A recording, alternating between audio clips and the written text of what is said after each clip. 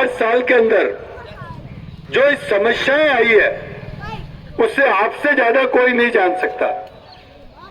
इस कोरोना की महामारी आई, जब कोरोना की महामारी सरकार के कुछ टाइम बाद ही आई, उस महामारी में जनता अपने राजा से ये अपेक्षा करती है कि इस महामारी से निकलने के लिए हमें कोई सहायता करे, हमें कोई सहयोग करे।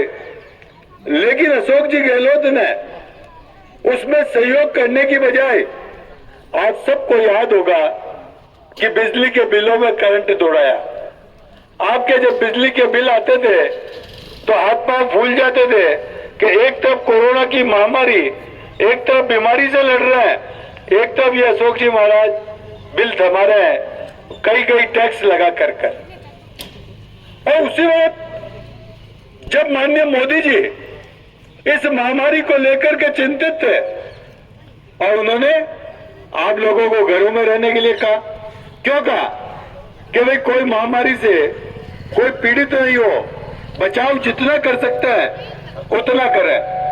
लेकिन वो 3-4 महीने का जो बचाव का उपाय बताया, उनमें उन्होंने वैक्सीन बनाई, दवाई बनाई, न केवल आपको सुरक्षित रखा बल्कि पूरे विश्व के अंदर भी जो हमारी संस्कृति है ना, वसुधैव कुटुंबकम, उस संस्कृति को अपनाते हुए देश के लोगों को सुरक्षित रखते हुए विदेशियों को भी सुरक्षित रखा। ये मोदी जी ने उस वक्त काम किया।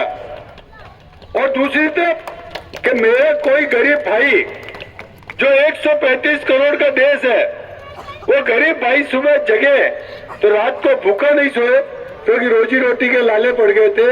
आप सबको मालूम है कि 5 किलो गेहूं, 1 किलो अनाज, दाल फ्री मतलब आज तक मिल रही है। अब बहुतों के किसी कारण से कोई बदमाशी हो रही होगी तो ये अशोक जी गहलोत के स्तर पर हो रही है। मोदी जी के स्तर पर तो आज तक दे रहे हैं। मोदी जी ने तो गांव गरीब का कैसे भला हो सकता है, उसका 1 रुपया यदि वहां से आता है तो रुपये का रुपया आपके पास में आ जाए, ये प्रयास किया जा रहा है।